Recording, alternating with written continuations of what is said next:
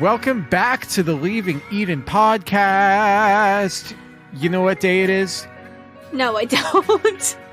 It is like 2 weeks after Thanksgiving and like 3 weeks before Christmas. That's what day it is. I don't know what day this episode's coming out, and frankly, I don't really care about checking my calendar to look. I think it's December 5th.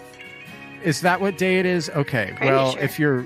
if you're listening to this on the 5th, I'm living in Philadelphia now, and that's awesome, or it's terrible. I haven't decided yet because I'm not there. My name is Gavri'el Hakohen. I'm here. Who am I here with? Hi, I am cult survivor, cult expert, Sadie Carpenter.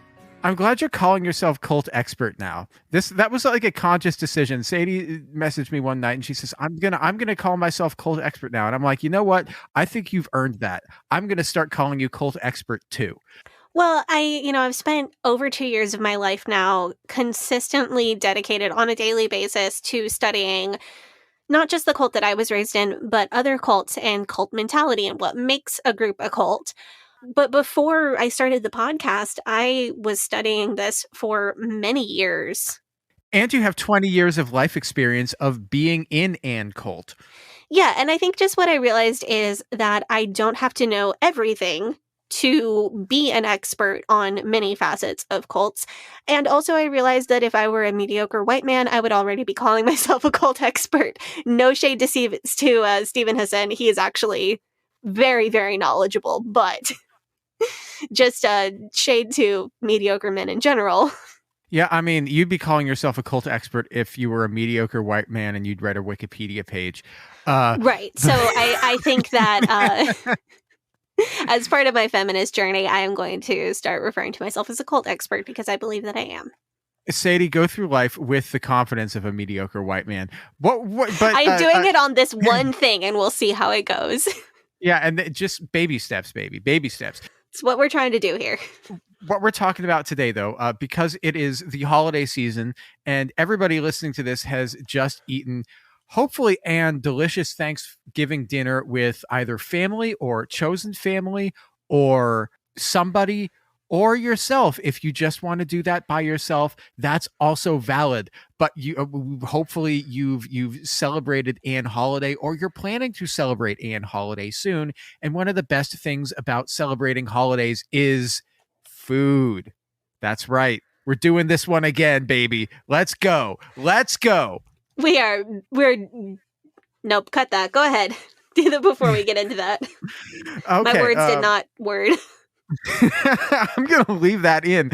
No, but before we get into that, the Leaving Eden podcast is the podcast about my BFF and co-host, cult expert, Sadie Carpenter's life in and escape from the independent fundamental Baptist cult, the cult in which she was raised. We talk about this cult. We talk about other cults. We talk about religion. We talk about fundamentalism. We talk about the real and present threat that cults and cult ideologies pose to society as a whole. And it is our goal to promote freedom of mind, freedom of thought, and freedom of religion. So if you like our show, if you're a fan of our show, there's numerous things that you can do to support us. Number one, hit that subscribe button. So it will also recommend our show to other people who listen to the same shows that you do, which helps us get more listeners, which helps us A, get the message out there, and B, just expand our community.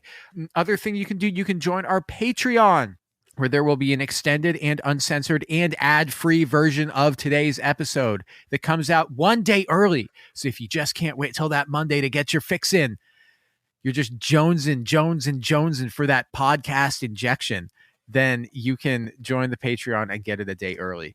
Anything I'm forgetting, Sadie? I think that's it. Yeah, we have a Facebook group you can join. It's called Eden Exodus. You have a subreddit you can join. It's also called Eden Exodus. Is it time to thank the patrons? Thank the patrons. El Patrones. Let's thank our wonderful patrons. We have some awesome patrons. We have two I Gave It All to Your patrons. They are Melissa Mosley and Kathleen Moncrief. Hell yeah. Thank you so much to Kathleen and Melissa. If I were in the same town as you, I would bake you an apple pie. Either or both of you. And our Faith Promise Missions tier patrons. Your names are Alex Todd, Allison MacArthur, Anisha Patel, Brittany, Brooke Tully, Chrissa, Crystal Patterson, Dear Ethan Hansen the musical, Eleanor Donahue, Elizabeth DeWorth, Emery Fairlosser, Hannah Ross, Hope Norum, Horton Here's a Shane. Oh man, that's a good one. I like that one. I Shane like is that really one. clever. Yeah. I clever wordplay, and we are fans of wordplay on this show. So major kudos right there. Meg, aka I'm just here to send Sadie true crime podcast suggestions. Well, we see you, Meg. You are valid, and so are your true crime podcast suggestions. Jen Kaharski, Jessica Tambo, Jonathan Miller, Kat Hedberg, Kay Terwee, Kristen Marie, Lauren Vander Wall, Linda Morgan, Lindsay Goss, Lorena Watson, MC Crunchwrap, hashtag the boy who cried sauce, aka Justin Bowman, Michaela Upright, Morgan's actual BFF, Madeline Cusick, Marlena Stuve, Mary Williams, Mary Martin, Megan Arendt, Mike Smith, Miranda Day, Rachel Bernadowitz, Rebecca Hoyt, Rob the Methodist, Sarah Reese, Stephanie Johnson, Susie, Tara McNamara, the Lady Rabbi, Tiffany Enderby, Walnutson, and Wes the Cowboy. Thank you so much. Thank you so much to all of our Faith Promise missions, and I gave it all to your patrons, but also to all of the patrons who support us over on Patreon. We appreciate you so much. Yes, we truly do. We would be nowhere if not for you. You ready for that trigger warning? Yeah, hit that TW. So in general, we talk about a lot of potentially triggering topics on this show, including but not limited to suicide and mental health, racism, misogyny, PTSD symptoms, child abuse, mental, physical, and sexual abuse, and spiritual abuse, including guilt, shame, and fear. In most episodes, we'll mention at least a few of these topics, but we try very hard to avoid graphic detail unless it's relevant to the story that we're telling, and we do our best to give the audience a heads up before we do go into any detail on any of those topics for whatever reason. In this episode, we'll have a lot of lighthearted discussion about Baptist food and Baptist food culture, but we'll also mention food shaming, body shaming, eating disorder type behavior, quote unquote healthy versus unhealthy food, and food insecurity growing up in the IFB. Is that everything? I think that's it. Okay, well, cool. Elephant in the room time. This isn't the first time we've discussed this topic. No, this is our very first redo of an older episode. Yeah. So the first time we talked about this topic, I'll tell you guys, I've been redoing those old episodes, and the food episode, I think it was episode 5. It's just not very good, man. I thought it was hilarious when we recorded it. I thought it was the funniest we'd ever done. And then like every time I've listened back to it since, I've just been like, God, this is not very good. Well, also, as I have mentioned on the podcast before, when we recorded that episode, I was in my first trimester of being pregnant with Chuck. I was so miserable. I actually recorded that episode with a trash can near me in case I had any unfortunate sickness incidents.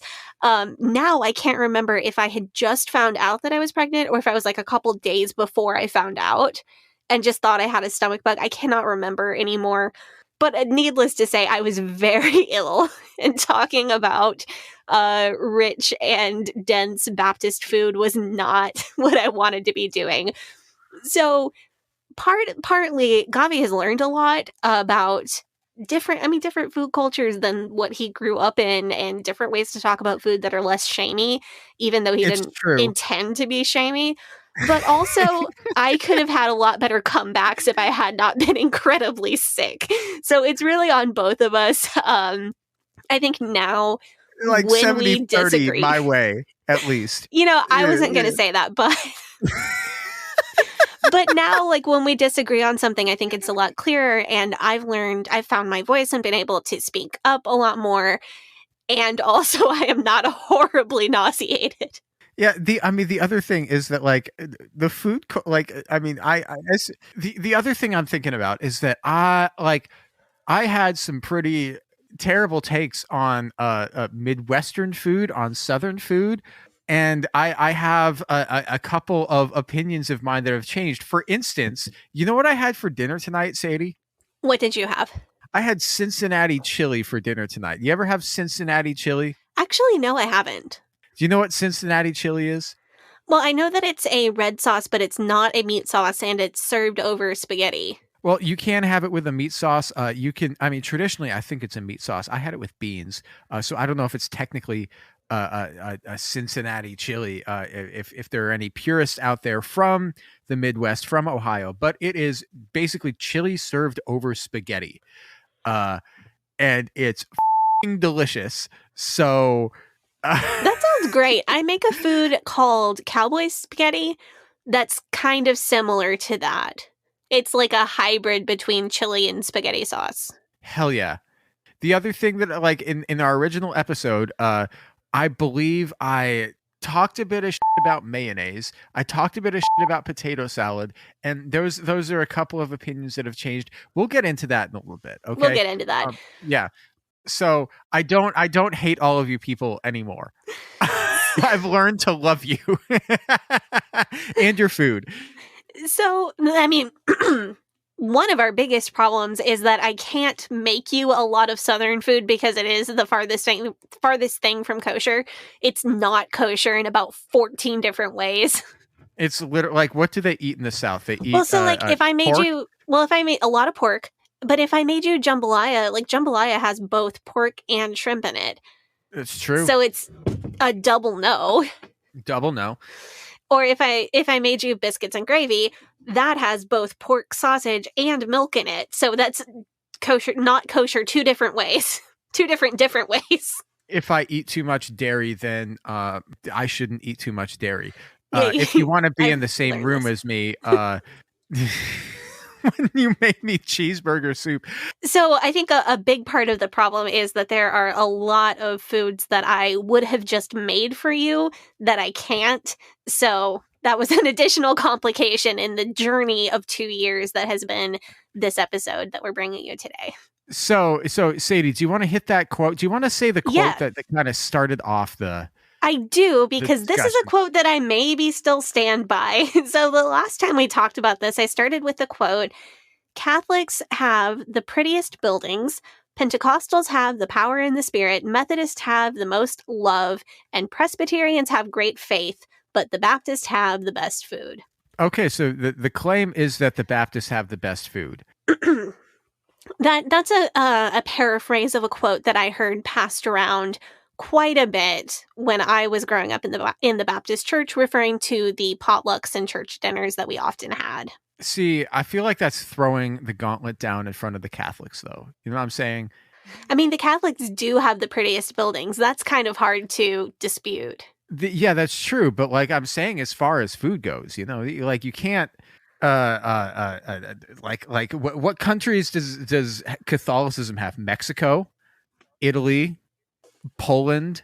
I mean, those are three big ones, right? You know, you've got your sausage, you've got your everything that the Italians do, you've got your everything that Mexico does. Like, I mean, those are strong words. So sure, but those aren't Catholic foods. They're cultural foods from those countries. Baptist food is kind of a thing in and of itself. It's of course heavily influenced by specifically Southern food and also Midwestern food, but it's kind of become its own thing, in my opinion. I don't think there is a thing that is Catholic food. You know what? I think that's fair. Because if I was going to go to a Catholic mass and there was going to be and they said that there was going to be a meal afterwards, I wouldn't know what I was going to get. Yeah, and also they pretty much just have coffee and donuts. Okay, yeah, see, that's kind of lame. If I was going to go to a Baptist church service and they were like, oh, there's going to be a potluck afterwards, I would know exactly what I was getting.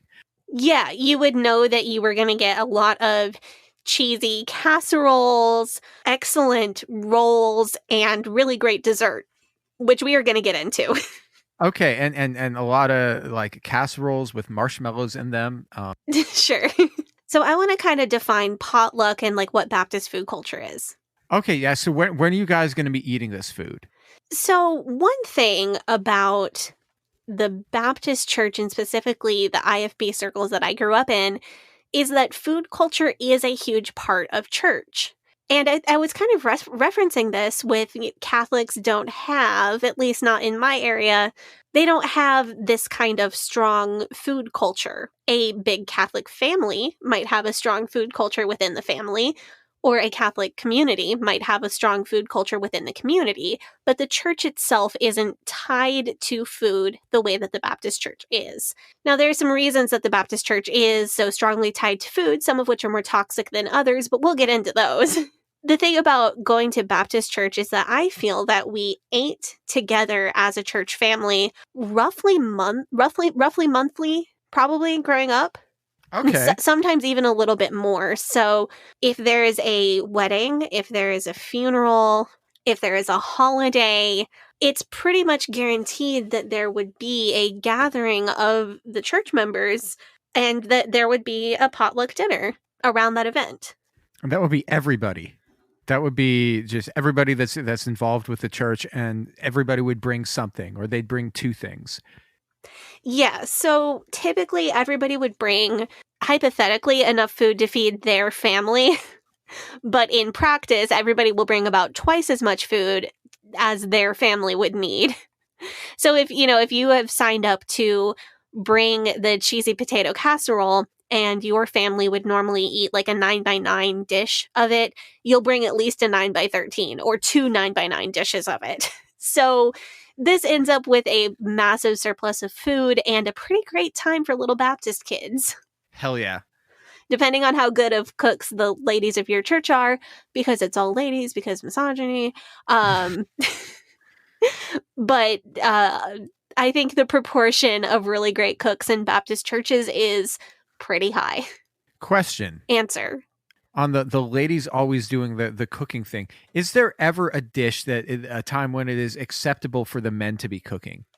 Yes, anything that is smoked or grilled. Okay, so if it's steaks or if it's burgers. Yeah, Baptists don't eat steaks because they can't afford them. But yeah, anything that's smoked or grilled actually is the exclusive purvey of the men of the church. I never saw a woman using a grill growing up. I don't know that I thought that it was possible. Really? So yeah, anything that's did you grow up seeing women grill things?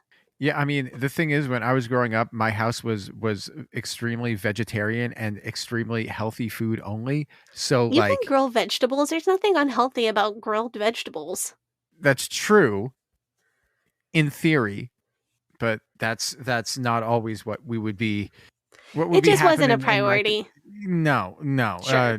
Yeah. So that's why I ask this question, because I legitimately just don't know. So yeah, anything that was grilled. And then every once in a while, there would be some kind of event where men would cook. The thing is that it was always played as a joke. Like a powder puff football kind of thing. Exactly. Thank you for the analogy. I couldn't come up with one. So maybe for the mother-daughter banquet, the men would either cook or serve all of the food. I think typically maybe the wives cooked the food at home and then sent the husband to the church with it and said that they made it. But men would every once in a while, but it was always played as a joke. There was one man in my church growing up who did cook for his family, like cooked dinner, and it was seen as very suspect. Really? Yeah, he was he was seen as very rebellious. He and his wife seemed to break a lot of gender roles because he talked about like respecting his wife and treating her as an equal, and he like cooked and cleaned at their house in a semi-equal partnership kind of way. And I remember I felt like it was very suspect. And I think I was a kid, so I don't really know, but I think the people around me did as well. I mean, that's not even something that I would think about if I met somebody. I mean, my husband cooks at least, and we do 50-50, or he does a little bit more cooking. And until we had a baby and I became the primary caregiver for the baby, he did at least half of the housework as well when we both worked full-time jobs outside the house. And now I probably do a little bit more housework than he does just because that's what my schedule allows. But he still does significant amounts of the cooking and the housework. Yeah. But you wouldn't think that's weird. No, I wouldn't think that's weird at all. That's normal. That's like, I mean, It's that's normal and a blessing. you figure out a balance, what works for you guys. Right. We have a great system, by the way. He hates laundry and I hate dishes. So I do as much of the laundry as I can. He does as much of the dishes as he can. Works pretty well. Talk to me about these potlucks. Let's go back to the Potlucks, yeah. potluck. What are we expecting to what am I Sorry, I was just expecting being to a husband guy on the podcast. husband gal, not like the opposite of wife guy. Yeah, or the correlation of wife guy. So potluck dinners, they're a loaded topic because there is so much good about them and so much kind of hidden misogyny and patriarchy in the shadows that the crock pots leave on the table. So a lot of it would be usually one person or several people would be assigned to bring dishes that are main course dishes, like things that have meat in them. And then everyone else would be asked to bring like a vegetable and a dessert. So a typical potluck spread in our church would take up tables that went all the way down the side of the fellowship hall. And our fellowship hall was a large room. It could comfortably seat about 80 people at tables, but we definitely packed closer to 150 people in there at like long lunchroom type tables. And the food would wrap all the way down one side of the room and about halfway across the back of the room. So conservatively 40 feet of food. It's a lot of food. That is a lot of food. Wow. The kind of things that you would see would be a lot of cheesy casseroles, a lot of meat and potatoes. Somebody would make delicious green beans swimming in bacon juice or bacon fat for sure.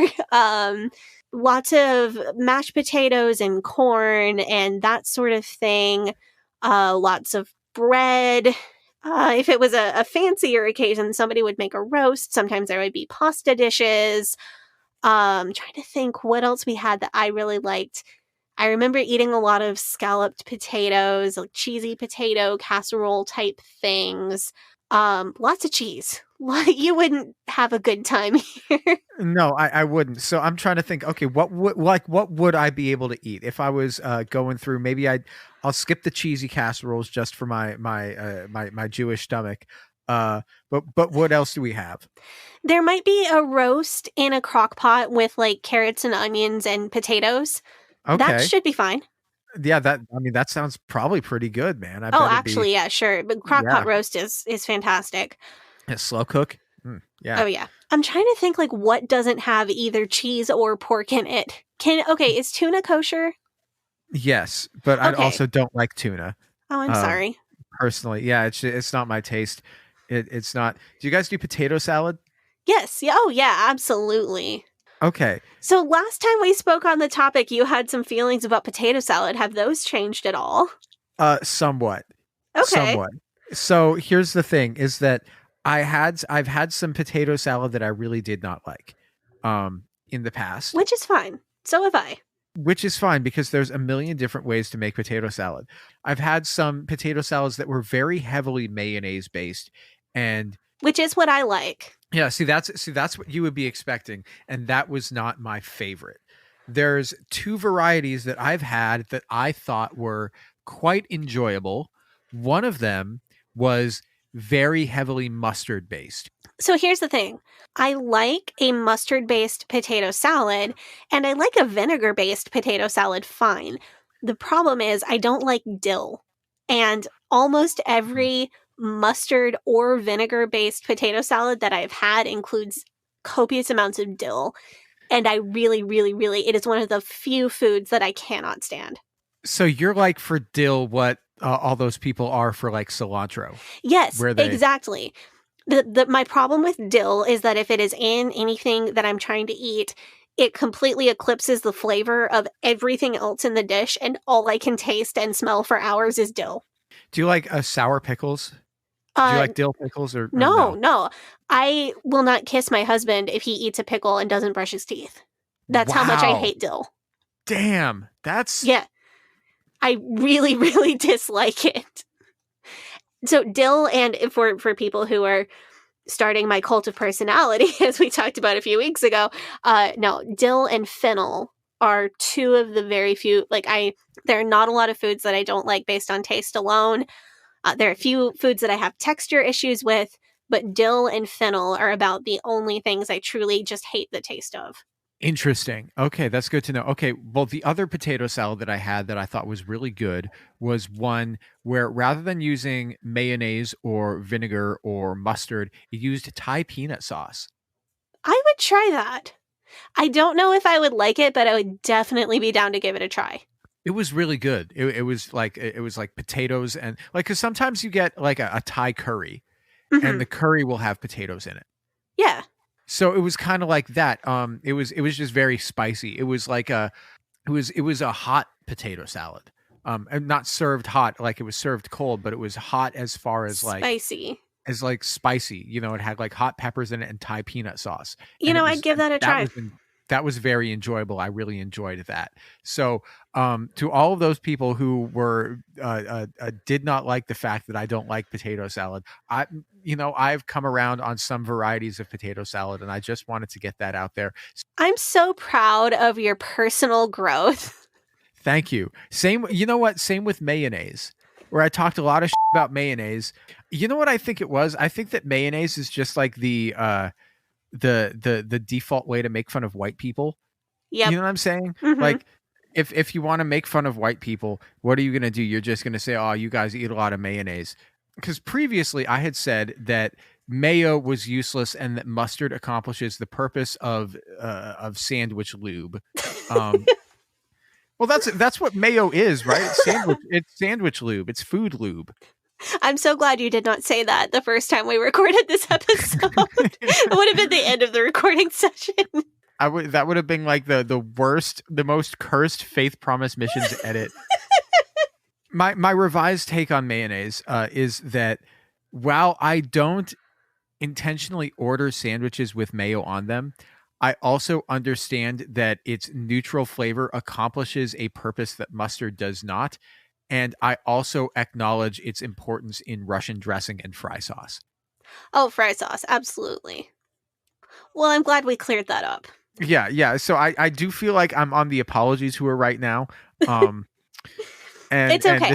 I'm here for it. I'm here to support you. Essentially what we're doing right now is damage control. This is just like massive. No, it's not. What we're doing is what we're doing is an episode on how to acknowledge previous bad takes and separate them from your previous perfectly fine takes, and how to be true to yourself while explaining that. That's what we're doing here. Yeah. No, you're right. So, but while we're talking about mayonnaise, we do have to talk about mayo salads. Yeah, mayo salad. I do feel that my previous snarky snarks on mayo salad were entirely justified. And we're going to keep that. Yeah. The thing about Baptist salads is that there is a lot of mayo in them. I will say a lot of them are very enjoyable for me to eat.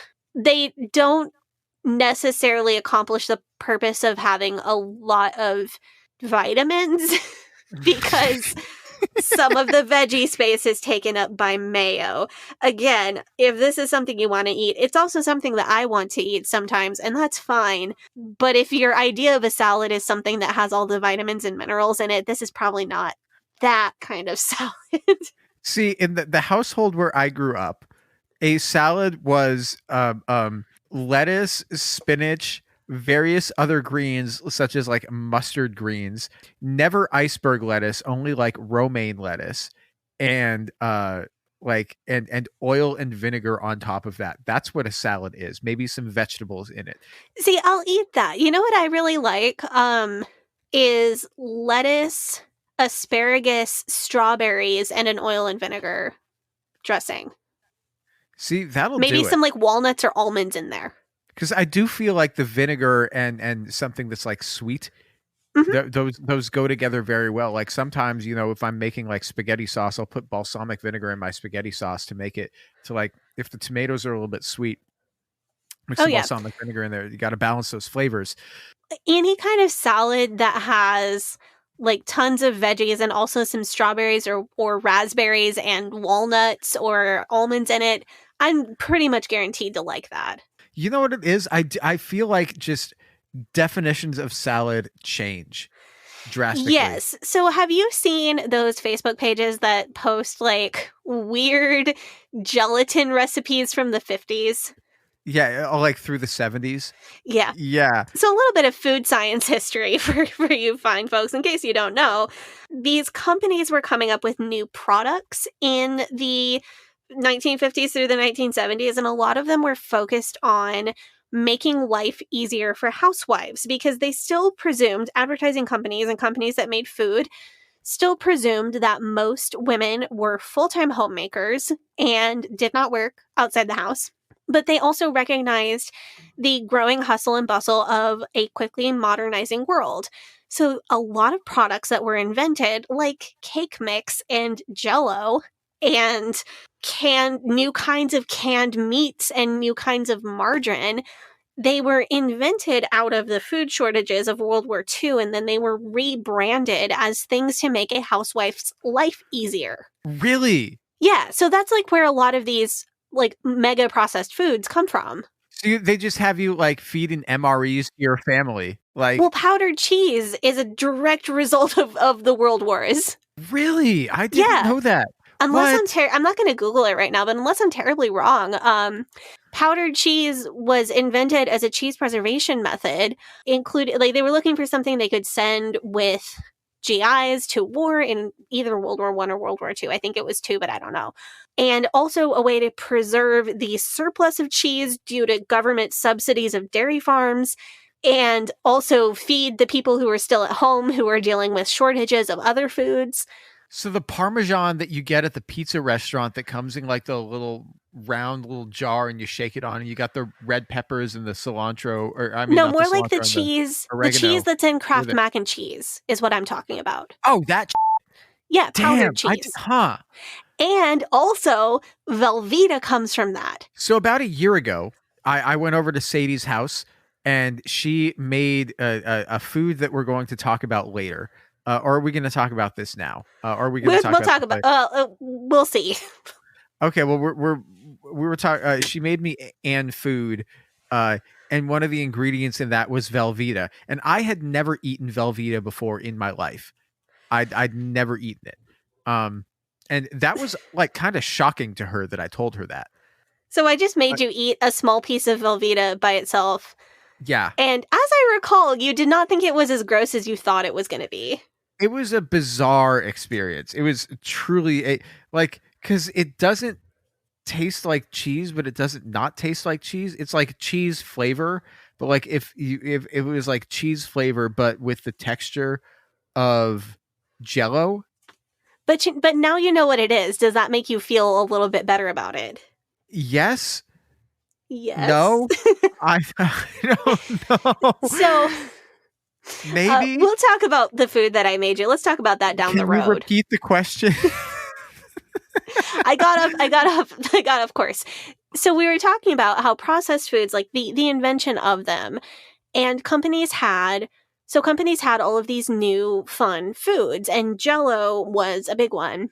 They wanted to market these foods to the suburban housewives who they perceived were the consumer base that was going to keep their companies profitable with the invention of all these new products. So what they would do is they would publish recipe books that were that disclosed in very small print that they were printed by the company that makes Jell-O, and all of the recipes just like conveniently contain Jell-O. Of course, people still do this. I have a cookbook on my shelf that's all Jiffy Mix recipes. Well, if you're buying a lot of Jiffy Mix, it's nice to know how to use a lot of Jiffy Mix. I mean, that's like the Betty Crocker cookbook. Exactly. Betty Crocker made all that. Like my mom down in the kitchen has that red Betty Crocker cookbook. My mom has that too. The same one from like the 1960s. I think my mom got it as a wedding present, probably. Yeah. Actually, one time we tried to make an apple pie from it. And it had like 3 times as much sugar as one should reasonably put in an apple pie. and it was just too sweet. You couldn't taste the tartness of the apples anymore. So we basically kept using the same recipe, but you just cut the sugar in 3. But that's also kind of how food was back then, is that food just, like, if it was preserved, it wasn't as good. Or apples especially, they were grown for appearance, not for flavor. And now we have all these new varieties of apples that are far more delicious than any apple with delicious in its name. So Oh, for real. if an apple has to tell you that it's delicious, it's not a delicious apple. You also have to remember that everybody smoked back then, so their taste buds just weren't as good. That's also true. That's another thing. And the other thing is that they didn't have as good, like, food preservatives. So everything that was, like, canned was or frozen was cooked before it was frozen. And so they didn't have the idea that if you were defrosting something and heating it up, that was also part of the cooking process. So if you had canned vegetables, the canned vegetables were just going to be super slimy and super gross. But Right. So food science has come a long way. What I was going to say, though, is if you've ever seen one of those Facebook pages that posts like weird vintage 50s and 70s recipes, you'd probably find some things like that at a Baptist potluck. The good news is that it would be the less gross of them. Like, I never had tomato aspic Jell-O at a Baptist potluck. I have had some Jell-O set foods like you would maybe see on those social media pages that you may or may not follow. I'm curious. But not like the gross ones, not like the bananas and hot dogs set in Jell-O that lives in my head rent free. Do you follow the Boys Who Can Cook Instagram? I don't follow it, but I like look at it sometimes. Yeah, I follow that one. I send you stuff from that one from time to time if it's truly gross. So the thing to remember about these fabled mayonnaise salads is that a lot of them are delicious and a lot of them are not. Can I talk about the thing that I hate? Okay, go for it. The thing that I hate as far as a salad dessert hybrid food is ambrosia. And this is another take from our original food episode that I will happily stand by, even though I took a lot of flack for this one. Did people really get mad at you for not for No. this? One of my friends from Hiles Anderson was like, "I love ambrosia, you're crazy." But like that was like the reaction that I got. So ambrosia is a fruit salad, and it can be made a lot of different ways. My mom makes it with grapefruit, mandarin oranges, pineapples, peaches, and coconut, and that's fine. Other people make it with dairy, so it'll be like pineapple, mandarin orange slices, mini marshmallows, and sometimes like sour cream, which is where I get off. Like the marshmallows and the sour cream, that is where I get off of that train permanently. That's a weird combination. I'm not gonna lie, it's a weird combination. So I'm looking at like the Alton Brown recipe. It's 1/2 cup heavy cream, a tablespoon of sugar, 4 ounces of sour cream, 6 ounces of mini marshmallows, 3 cups of mini marshmallows, orange slices, pineapple, coconut, pecans, and cherries. I can't with the sour cream and the mini marshmallows. The mini marshmallows like disintegrate in the acid from the fruit, and it kind of makes this fluffy goop. And I can't. I'm sorry to ambrosia lovers. I cannot. It's the texture. I can't do it. It's just like it feels like it's you've had trifle, right? You've had a trifle. Sure, I've made them. Trifle is like a delicious dessert. This feels like an abhorrent abomination that is like a descendant of, like, a distant cousin of trifle. It's my problem. It's the mini marshmallows that people use, like the flavored ones that are like, some of them are orange flavored and some of them are lime flavored, and like, I can't. It turns into a multicolored rainbow fluffy goop with like the acids from the fruit, and I just don't understand why sour cream has to come into this. It feels like that's a strange ingredient to have in a fruit salad, but that's So anyway, that is a dish that might appear on the main food table or also might appear over on the dessert table, and I am not touching it regardless of where it is placed. So, what should we talk about dessert before we go to break? Hell yeah, because I feel like y'all like did the shit out of dessert. Like, Yeah, so Baptist dessert is where it's like sinking into a deep armchair. It's my comfort zone, and I do not care how much sugar or carbs is in a thing. It is just going to be delicious. So, like a standard length, did you eat at folding tables at your school, or did you have those like picnic table type lunch tables? we had the ones that, I mean, they folded, but they like folded up and then they would slide off to the edge of like the gym because we would eat in the gym. Right. Um, And then like folding chairs? no, they would have like benches on Mm. there. It would be like benches that were like the table and the bench would be one piece. And then the bench would fold onto the top of the table, and then the table would fold in half up and be like on the side of the wall. Sure, yeah, I've seen those. Yeah, you know what I'm talking about. So, what we had for church dinners was standard size folding tables. Also, like a beer pong table. Sure. I think. I've never played beer pong, sadly. You've never played beer pong? Okay, well, we gotta fix that. No, I You just gotta- think that the opportunity has never presented itself. So, we would do, like I was saying at the top of the episode, we would have tables all the way down one side wall of the fellowship hall.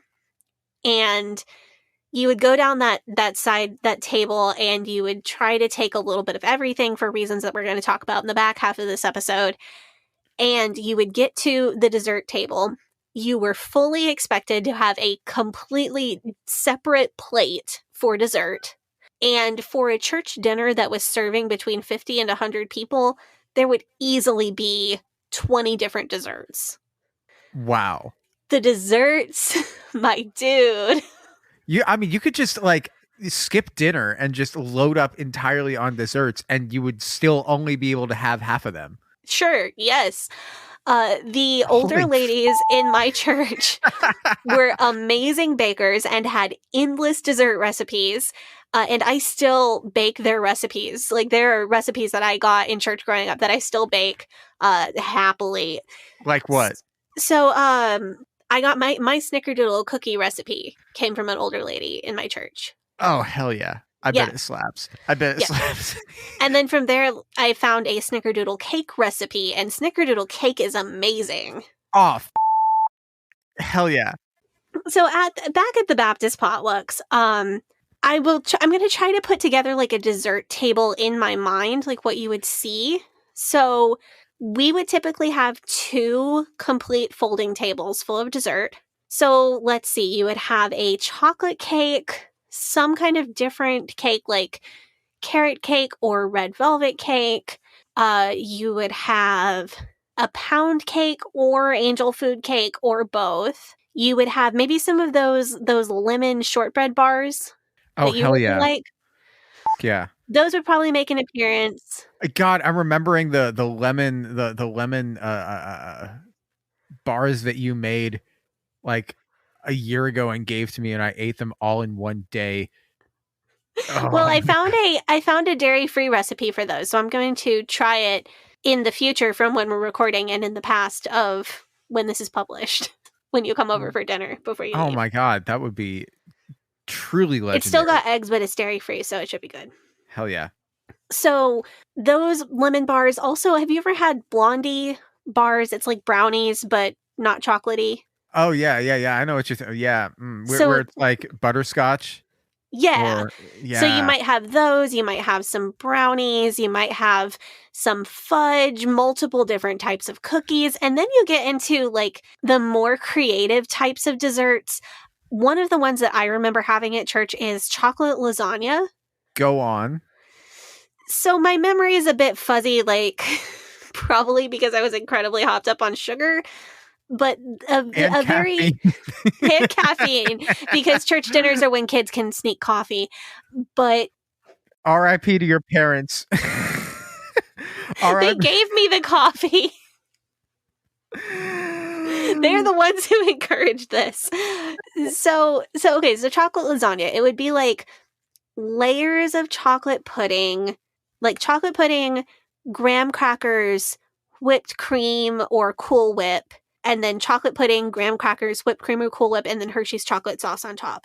So something like that would qualify as a chocolate lasagna. Layered desserts in general are like pretty popular. Hell yeah. So we might have that. We might have a couple different kinds of pie, and then some kind of chocolate mousse or pudding-based dessert, or banana pudding if somebody got really fancy, which obviously is still something I make. Okay, wow. So the dessert table is stacked. The dessert table is super stacked, and I have no complaints, except for Okay. ambrosia, which Except has for been ambrosia. discussed at length. Would you like to go take up the offering and come back to continue this rolling discussion on Baptist food? And when we come back, I mean, like this is all fun, but there is a little bit of a darker side to this as well. So we're going to discuss that when we do come back. Of course. Yeah. Obviously, this is Leaving Eden. Yeah, this is a cult podcast, so even the fun stuff can't really be fun.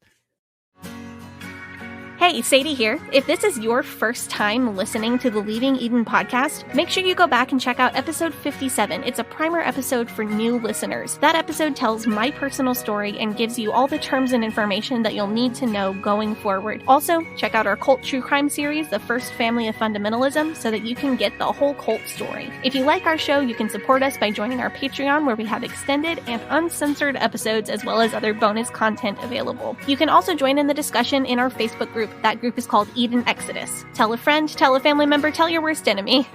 The Leaving Eden podcast is a fully independent podcast, and we really appreciate your support. Now, back to the show. So what haven't we talked about yet as far as Baptist food?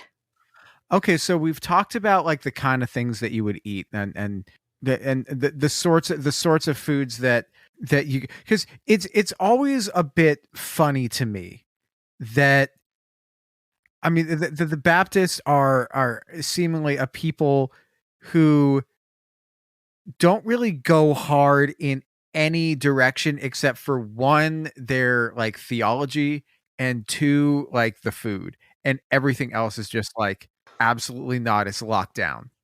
Well, I think that's exactly it. Baptist rules, specifically IFB rules, completely forbid drinking, completely forbid any other kind of recreational substance use, of course, Except for caffeine. including nicotine. Yeah, caffeine. And boy, do they go hard on caffeine. Ooh. Wow. You can't have extramarital sex of any kind. And not only that, you can't have any kind of physical contact with a person of the quote-unquote opposite gender who is not your spouse. You can't go to movies. You can't drive fast cars unless you're Jack Scop. You can't own a boat. And you can't you can't consume any kind of explicit material, ethically sourced or not, although people do. Josh Duggar. You know, there, all of the vices that are seen as acceptable in modern society. I mean, heck, you can't even go to movies or concerts or listen to non-Jesus music in your car. You're not supposed to spend a lot of money on fashion. You can't smoke cigars. Your list of vices and simple pleasures that people enjoy. Like, my de-stress activity is typically watching Bachelor. And of course that's banned by the IFB for like 14 reasons. So your list of things that can bring you simple pleasure in life and be a de-stressing activity, whether they're vices or not, you can't gamble. Yeah, these things are banned. And what's left is food. So of course you're not going to eat like this every day. This is like special occasion food that we're talking about. Yes, but special occasions come often. And I think a big part of that is because it's the only outlet. I know there's a lot of discourse about IFB pastors who are heavier people. And I think some of the criticism that gets aimed at them is fair. because these are the guys who are saying not to enjoy worldly pleasures, and your body is not your own, your body belongs to God, and you shouldn't take pleasure in anything other than God. And the Bible says that gluttony is a sin, and what that means in scriptural context, as I perceive it, is like the Roman practices of like eating until you're sick and then purging and eating more. I could definitely see that being a sin. Yeah, don't do that. Please That's don't do that. bad for you. Eat food that Oh. makes you happy in amounts that make you feel good, by all means. Man, this episode makes me want to go bake a chocolate cake so bad. Dude, if you bake chocolate cake, I will eat chocolate cake, man. I would will eat. probably be up until midnight, but I still might do it. Hell yeah. I really might. This episode is really making me want some delicious chocolate cake. Or you could make a like chocolate pancake mix and then make pancakes tomorrow for your husband and Chuck. I could do that. I have packaged pancake mix. I'm sure I could just put some cocoa powder in there. So I think it is fair to criticize Baptist preachers who prohibit other people from having pretty much any enjoyment in life, and then talk about how much they love food and show videos of themselves eating food in very large quantities often. Wait, is that a thing that They'll post like pictures of their plates at church dinners and things. Well, that's also just like if you're the pastor, right? You're going to want to like show that you're eating something that everybody's brought. Right. So that's kind of a social obligation. But I think that people tend to gravitate towards food as a comfort mechanism because it's the only thing that's available to them. And it's hard for me to blame people for doing that. Even if I have the instinct to judge them for the amount or type of food that they're eating, it is I always have to stop myself and remember that they would judge me for my very minimal alcohol intake. They would also judge you for the color of your hair. Right. So it is hard for me to really pass judgment on people because I know how it is, and I know that this is one of the few carnal pleasures that is allowed to them in their life. So there were a couple of quotes from our original food episode that I wanted to read because I felt like they were very salient on this point. So one thing that I said was, Baptist food tastes like being told that you're free and trying to believe it. The other one was, you were promised a fresh-baked chocolate cake, but you show up and you find out that you're actually expected to bake this cake yourself from a dusty box mix with eggs that are 1 day before the expiration date. Are you still eating fresh-baked chocolate cake? Well, kind of, but not in the way you were sold it. Also, your family and friends have become invested in this chocolate cake, and you have been told that this is the only chocolate cake that will ever make your family and friends happy. So whether you really want to stay there and bake the cake or not, you feel obligated. You could just walk away, the door isn't locked, but there's suddenly a lot of pressure on you and this cake. And then in the end, you eat the entire cake to shove down the feelings of shame about not making your friends and family a better chocolate cake. That's really sad. That's really... I feel the pain that you put into those words. That's really how that's the food analogy that I would use for the IFB life. And I wanted to read that because I felt like that was maybe the beginning of Sadie's extended analogy corner on this podcast. Which is a great corner. It's one of my favorite corners. It's almost as good as Sadie triggers herself again. Sadie triggers herself. Well, Sadie triggers herself. She's part of the furniture. She's eating the furniture. No, that's not right. No, it's my child and my cat. Yeah. Oh, man. I'm sorry. But I felt like that was maybe a really good analogy for the emptiness of IFB life. And I think it's very natural for humans to seek out things that comfort them. And everybody does it. I know there are plenty of people who don't engage in any kind of substance use for many different reasons. I know there are people who don't watch trash TV for a number of reasons. But I think that everybody has their thing. I think that everybody has their comfort thing. What's mine? Yours? I don't know. Yeah. Formula One, probably, right? Yeah, I mean, yeah. Listen to House of Speed. House of Speed podcast episode 1 comes out tomorrow. I've recorded it already. It's going to be super fun, even if you've never seen a Formula One race before and know nothing about it. I have never seen a Formula One race and know nothing about it, and I am going to play your podcast episode on the day it comes out because I support you. It's going to be super fun. We made it specifically for beginners, so I'm a little peeved that your spinoff comes out before any potential hypothetical spinoff that I might be working on. You have a baby. I know. It's like, is Chuck my spinoff show? No, well, I mean, she could be, but like, when are you going to do a spinoff show? Like, that's like, a great question. There aren't enough hours in the day. I have 2 planned, but cannot do much about it right this minute. Yeah. So, question for you. Sure. So, since your dad's passing, has your opinion on this changed? Because I know, like, I mean, the food is one of the aspects of the IFB life that negatively impacted his health. Sure. Food, a lack of access to healthcare while we were still in the IFB, and stress and burnout while we were still in the IFB, I personally believe were 3 big factors. Lack of sleep. Sure. This may surprise you, but honestly, no.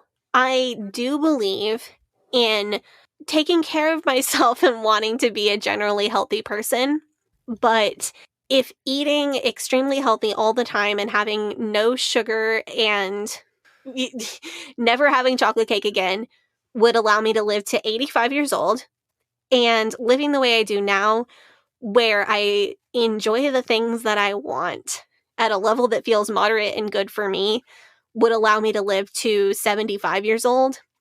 I would rather live to 75 years old. Yeah. I mean, I was raised in a house where, like, the opposite of that philosophy held. The former of those 2 options was like the philosophy to live by.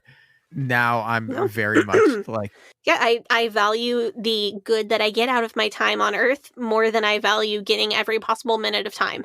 Do you want to talk about some potluck faux pas in the IFB? Yeah, let's do. Okay, so if I'm at the potluck, and we mentioned this briefly before, if I'm a guest at the potluck, if I'm not the pastor, am I socially obligated to take a little bit of something that everybody made? So if you are not the pastor or the pastor's family is what you're asking. Yeah, if I just came and I'm just like, and I'm just a church member. If you choose 1 protein, 1 carb, and a couple different vegetables and 1 or 2 desserts, you're good. If, however, you get a piece of Miss Betty's chocolate cake and a piece of Miss Gretchen's chocolate cake, but you don't eat a piece of Miss Julie's chocolate cake, you're in trouble.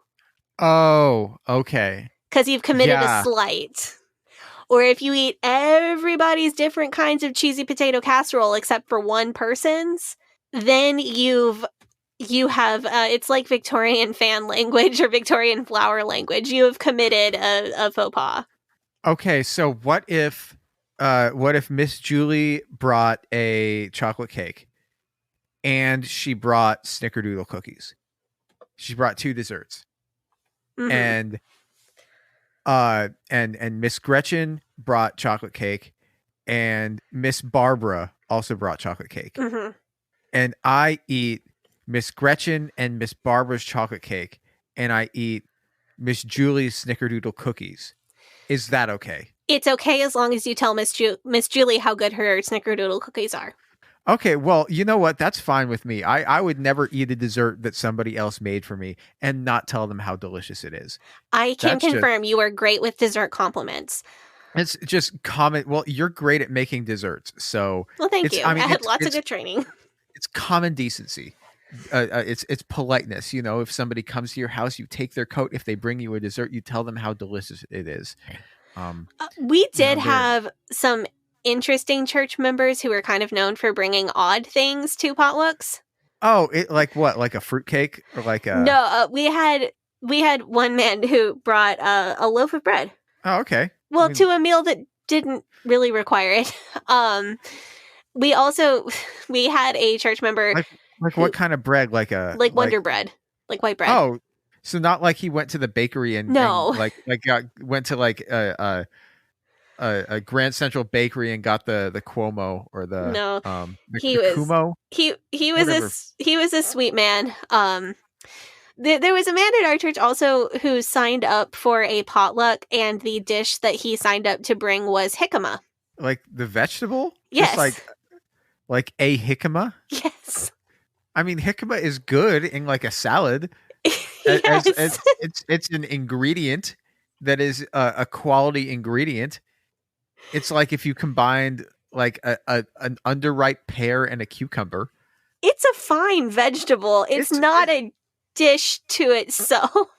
Are you just gonna like eat straight jicama? I mean, I could see if you were like if you had like chopped jicama and you had chopped jicama and hummus. Yeah. That would be good.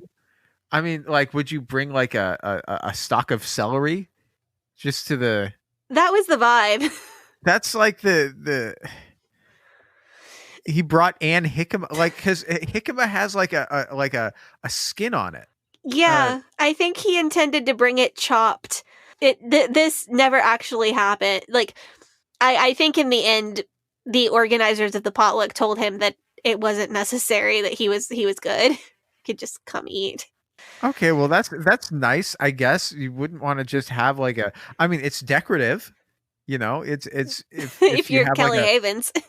If you have a cornucopia, Sure, then you can have a jicama in your cornucopia. So I do want to talk about though the pressures of the pastor's family, because you were asking me about if you're just a member, do you have to eat some of everything? I did really feel like there was pressure as a pastor's kid. I remember having to eat things that weren't my favorite, maybe something that just had a lot of dill in it. Not food that was bad, but just food that I didn't really want to eat. And I think this is such a good illustration for what life is like as a Fundy pastor's child, because your dad's job very much depends on you. And I know that our tradish is just and all my other former missionary kids are just feeling the acknowledgement here, because the teaching of the IFB is that if your pastor's kids don't fall in line, the pastor can get fired. And that certainly applies to not being a bad kid, not getting kicked out of the Christian school, and not holding hands with your boyfriend, aka committing immorality, or anything like that. But it also applies to minutia of your behavior, and it is a lot of pressure. I feel like having to eat a green bean casserole that you don't want to eat because of what your dad's job is a really apt analogy for Fundy pastors' kids' lives. So did you ever just like wish that like you would look at the other kids' plates and you would say, man, I wish mine could just be like cheesy potatoes and like grits and gravy and and roast and you've got to have the green beans that you don't really want. You've got to have the dill that you don't really, the dill salad that you don't really want. You've got to have the ambrosia that you don't really want on there as well. That was the one that I hated, was I always had to eat ambrosia at church dinners. Yeah, I think a lot of pastors' kids and former missionary kids, staff kids can relate to the experience of, I wish this wasn't my dad's job so I didn't have to live with this pressure. That being said, for a kid who grew up food insecure because of the IFB, for a kid who grew up very restricted, church dinners had a lot of positives for me. This was a time when I had access to a lot of food, and that was a great time for me as a kid. And also, church dinners were a time when kids got to run around and be kids. So these were a chance for adults to, trigger warning for a word usage, but what the IFB calls fellowship, which means sitting around and talking about things that aren't gossip, or things that aren't gossip, or things that are gossip but are very heavily coded so they don't sound like gossip. Like, you might need to, like, Well, say a prayer for Mrs. Stevens. I noticed that she's looking all pale again. She might be expecting a new blessing. That kind of thing. Oh, okay. But while the adults were doing that, the kids were sneaking coffee from the kitchen, drinking the leftover grape juice from communion, and generally wreaking havoc on the rest of the church building. So there are a lot of really good memories tied into church dinners growing up. And that is really nice, though. That like I'm glad that you have those nice memories associated with it, especially because if you mix cheese and potatoes, like you can't go wrong, can you? Like that's Not not really. like. But that brings me to something else I wanted to. So like when you had me try Velveeta, there's a couple things that you made for me that day, and these are both dishes that I think are iconic that we have to discuss. Okay, fine. We can do it. So the first one that I wanted to bring up was tater tot casserole, right? Yes. This is Duggar food. This is Duggar food. So you made a tater tot casserole, and I tried it, and my distinct memory is one of salt. Okay, so the problem with the tater tot casserole that I made you is that I had to make it kosher, right? So I Yes. couldn't have both meat and cheese in the same dish. So what I chose to do was use plant-based meat substitute and real cheese. That was my mistake. I should have used real beef and vegan cheese. Okay, you think that would have been better? Yeah, because the plant-based meat is super salty. Right. Okay, that So makes that's so where much I went sense. wrong. Okay, see that was a thing, but the other thing that I was thinking about with that is that a lot of the this food in particular was interesting to me because a lot of the ingredients in it are they're all like shelf stable ingredients, right? Mhm. Like you've got your tater tots, which are like a pre-made ingredient, and you can just like heat those up, or you can cook those in the oven. You've got what, cream of mushroom soup, right? Right. As an ingredient, because I never grew up eating cream of mushroom soup. I didn't really know about it, but apparently it's not really a soup that you eat as a soup. It's a soup that you use as an ingredient Right. Usually for things. casseroles or sometimes other soups. Yeah, and so there's the cream of mushroom soup, and then there's the cheese. The cheese is also shelf stable, or if you're using Velveeta, which I assume that a lot of people do, that's also shelf stable. And if you're using meat, I guess you have to get the meat as an ingredient, but you could also use like sausage. Mhm.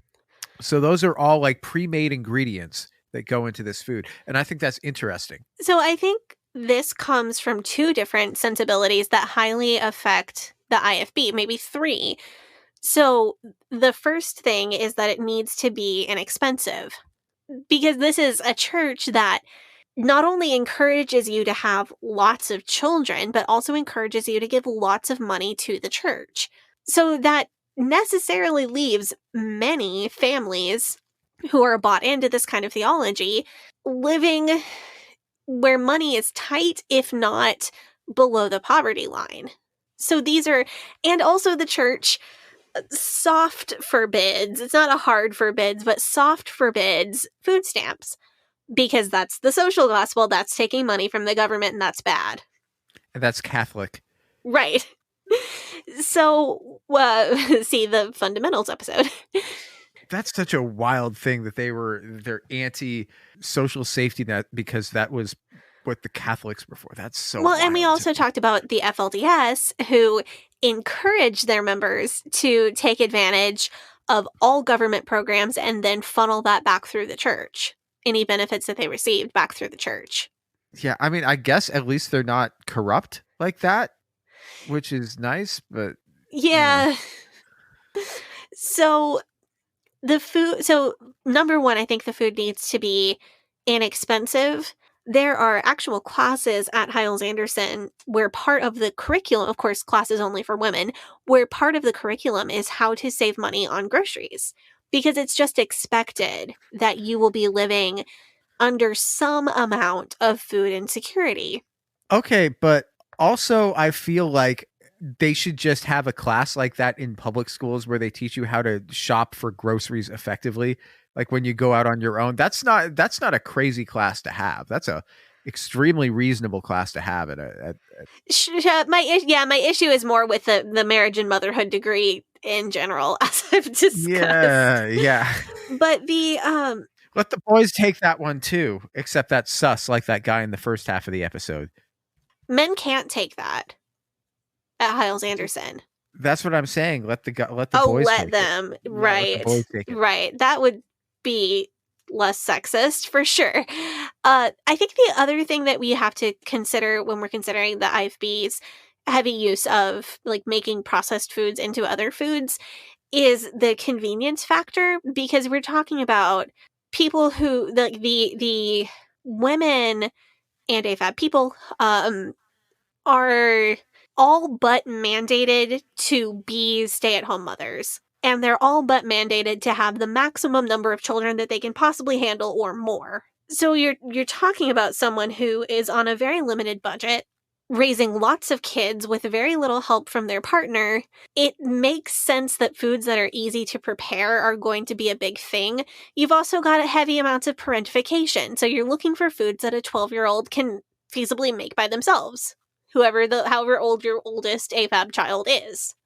So I think all of those things go into this idea that a lot of typically IFB foods are like processed foods that are made into other foods. There are reasons that make sense for that. So I did want to recommend the subreddit, while we're here, a good resource if you are looking to learn how to meal plan. There's a subreddit called Eat Cheap and Healthy. And some of the people on there go way too far for me. Like people who will meal prep for an entire week and then eat the same meal for 5 or 6 days in a row. I do not want to do that, so I do not.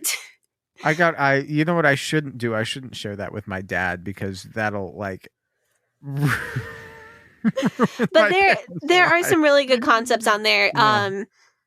Obviously it's Reddit, so anybody can say anything. So take it with a grain of salt. But if you're looking to learn how to meal plan in a way that saves money and still get good nutrition, that's not a bad place to start.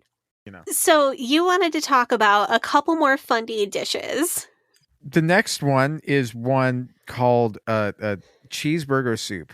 And cheeseburger soup is yet another one of the dishes that you made for me. Again, I think I just picked the wrong brand of meat, of plant-based meat stuff. I think you would have liked it if I had done something different with that. Maybe, I don't know. It just wasn't for me. I think maybe it was just the Velveeta texture that threw you off. It wasn't. For me, it wasn't just. Sadie, do you want to describe the food to people, or do you want me to describe? Cheeseburger soup is, if you've had like Iowa potato soup, it's not that different from that. Potatoes, carrots, celery, onions, cooked in a chicken broth or a veggie broth, and then ground beef typically added to that. What makes it different is the addition of a lot of Velveeta.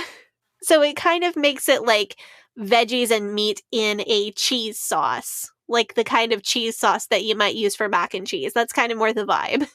I don't know. It just didn't totally hit for me. I don't know. Maybe it was just like having the celery in there as well, and This is one of my favorite foods, and you've just reminded me that I have not yet made any this fall. So, well, you should make some. It's cold out. You should make some.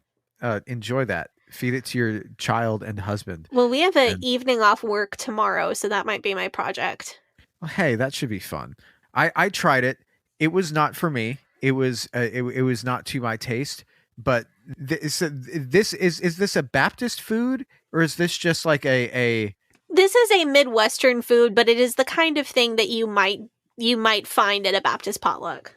So, do you want to talk about one like other weird Baptist associated food that I really like?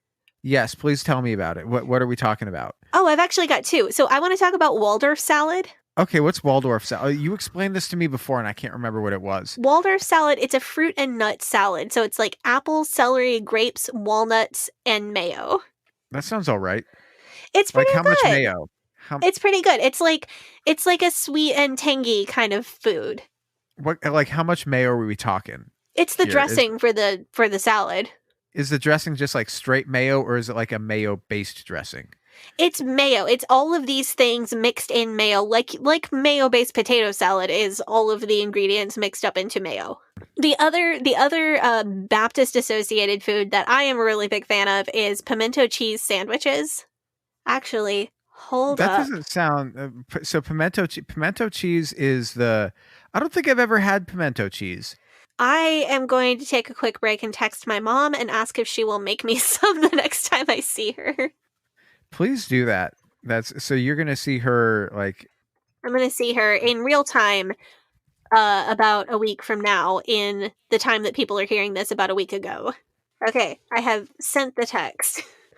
So those are some foods that are kind of Baptist associated that I do still really love. I feel that Baptist food culture is so heavily based on women produce a thing and then men devour the thing.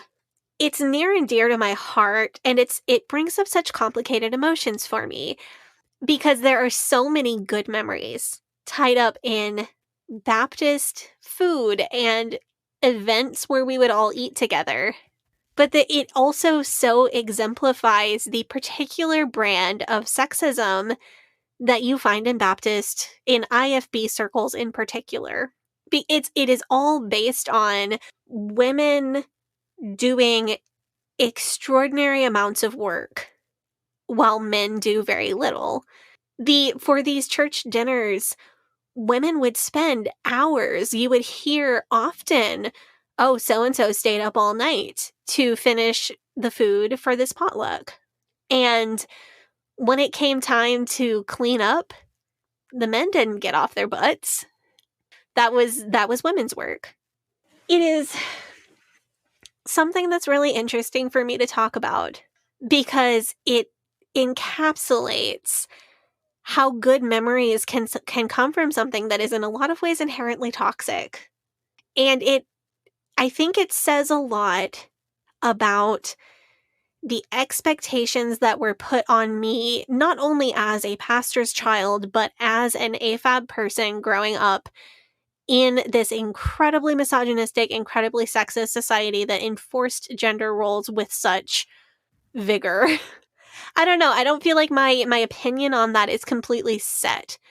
But what I have noticed over the last few years is that I've been able to reclaim not hating everything that is feminine coded in the IFB world simply because it was forced on me.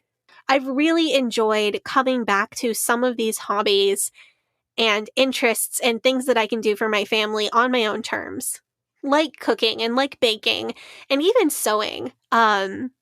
These are things that after taking a break from them because they were forced on me, I have learned to love again, and I really like that. I don't have a big theory about why, but I think that's just a happy thing that I can report from this whole thing.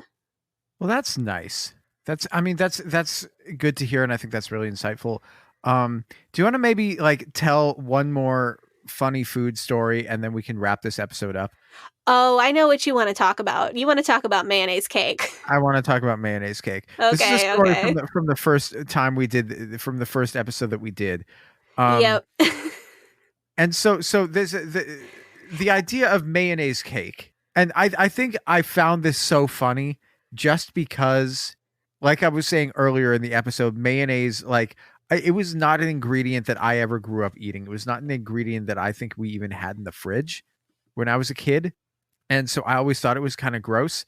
And then, like as I got older, if you were going to make fun of white people, you would just like mayonnaise was just like the first thing that you'd throw out there. You know what I'm saying? Sure. Like, so the fact that Sadie told me that there was like a food called mayonnaise cake, I was just like, ha, white people, you know what I'm saying? Like, right. what are the goyim up to? And Much worse things than mayonnaise cake, let me tell you, bud. These days, oy vey, oy gewalt. Right? But like now that I think about it, what is it? What is mayonnaise? Mayonnaise is egg yolk.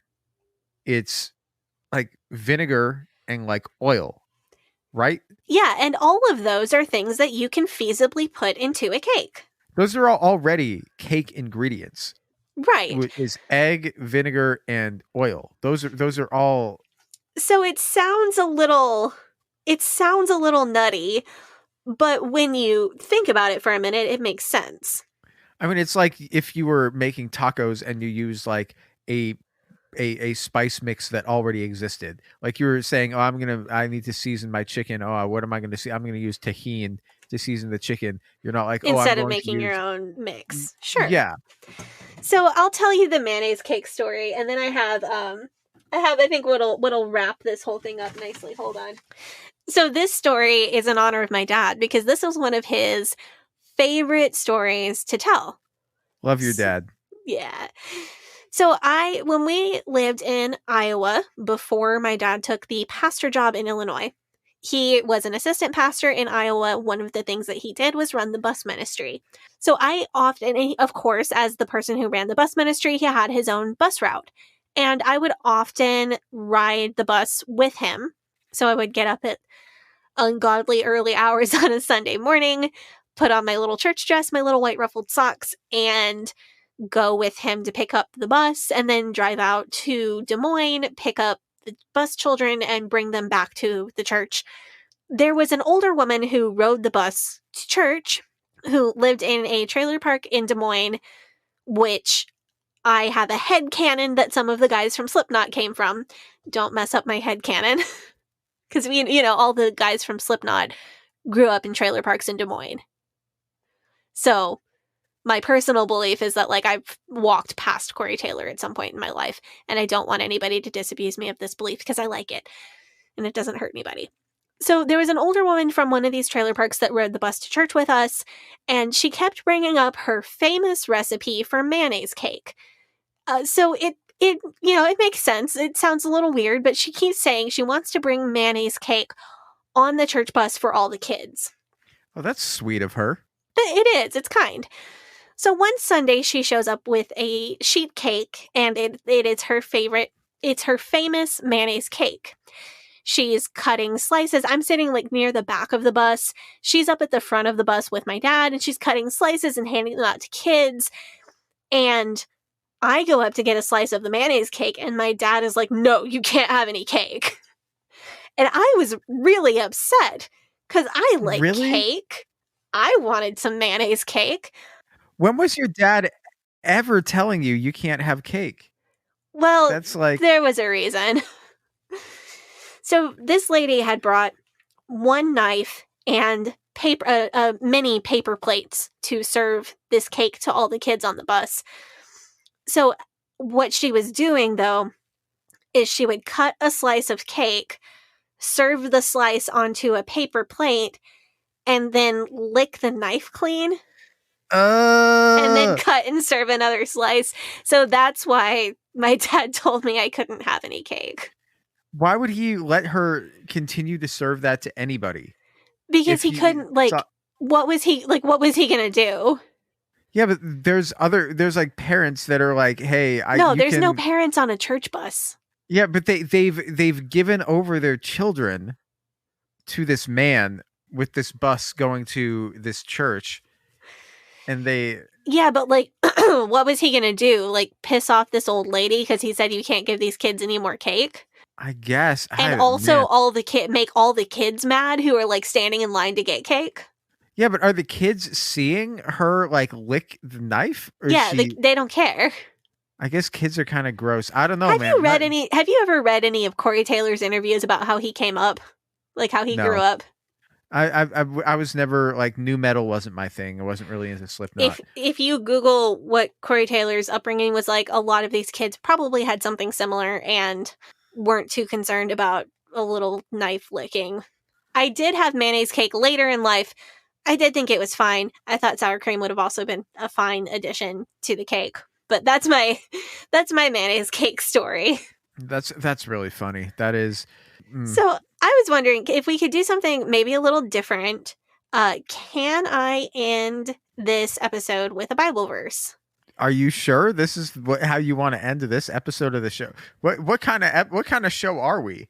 Is this are we on I think it's relevant. RFP now, Sadie? Yes, we signed the statement of faith, and We signed RFP state. You know what we're gonna and do? we now hate gay people and have extremely specific views about plenary. What is it? Plenary atonement versus ransom atonement. No, you know what?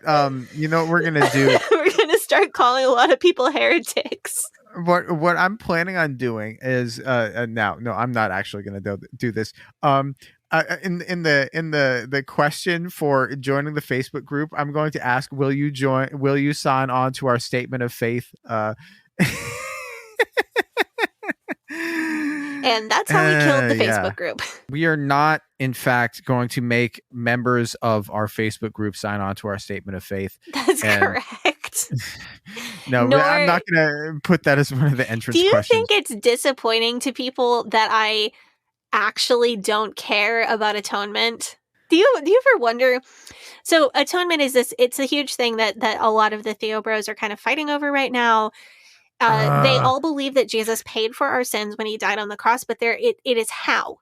Did God kill Jesus to satisfy his own anger against humanity, and now his anger is satisfied and he doesn't have to take it out on us anymore?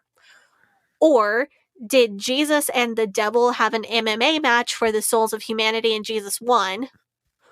Or did Jesus's blood pay the debt of our sins? And if so, to whom was the debt owed? Was the debt owed to God, or was the debt owed to Satan? Anyway, that's the big thing that a lot of people are really getting up in arms about right now. And I feel like I'm going to disappoint people if I tell them that I actually don't care. Like, I believe in sin and redemption. I believe in, like, there was an offense and now that offense can be forgiven. But I actually don't care how it happened. My concept of sin and my concept of redemption is entirely different from the way that Christians see it and the way that Christians believe it. So all of this stuff it's all Greek to me. Yeah. Get it? It's all Greek. Hebrew, Greek, and Aramaic. Yeah, it's foreshadowing. Hebrew. Yeah, that's what we're talking about next week. No, that's kind of my opinion. I can't be bothered. It's like if Sadie, it's like Sadie talking to me about Bachelor fan theories. Yeah. And I'm just like, I've never seen The Bachelor. I don't know who you're talking about. I don't know what the fantasy suite is. I don't know what what any of this stuff is. So I actually do, though. I am not turning into a Theo bro, but I actually do want to end this one on a Bible verse. And I'll give you... Oh, really? Yeah, I really do. And I'll give you this disclaimer, though. If this works for you in a religious sense, great. If this works for you in a non-religious, like, good advice sense, great. If this doesn't work for you, that's fine. Which Bible translation are you using, Sadie? I'm using the KJV because it's my default. Because it's like, if I have a verse memorized, it's in KJV. Are you speaking out publicly against the Vulgate of St. Jerome? That's next week, Gavi. Sadie and I have spent all of today writing and researching about different Bible translations and why the fundamentalists have to, like, why it's like so important for them why to be King James version. Join us next week where I info dump on you about way more than you ever would need to know about St. Jerome.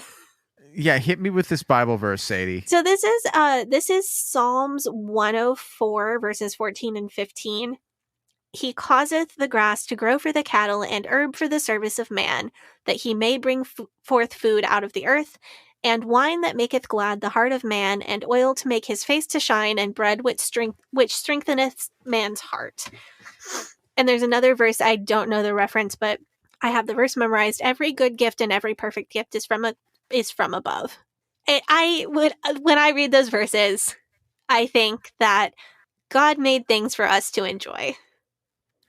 And if we make the wheat and eggs and cocoa beans that God gave us to enjoy into chocolate cake, all the better. I'm with you there. I like that. I think that God wants us to enjoy things. Thank you for tuning into this episode of the podcast. As you, hopefully by now you have finished your Thanksgiving leftovers and you are planning out what your holiday meals are going to be for this holiday season. Join us again on Thursday when you will get to hear the remastered version of part 2 of the first Family of Fundamentalism series. Last week you heard about Jackety Jack Hiles, real bad dude. This week you're going to get to hear about Jackety Jack part 2, the Deuce, also doing bad things again, as he does in the year of 1989. So tune in on Thursday when you get to hear the new remastered, remixed Taylor's version of that, and that should be fun. Anything else we have coming up? Oh, Sadie's. I realized this week when I put the episode out that I forgot to chop this out of the episode. Sadie promoted a concert that her husband's band was playing, and that concert is now canceled. Yeah, So, by the venue. It wasn't his fault.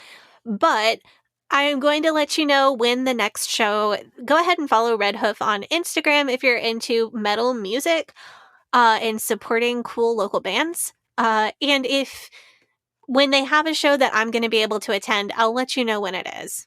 Because I would love to see fans of our show supporting his band as well. it's a good band, man. They rock. They do. And I was yeah. on their I did a lot of work on their album.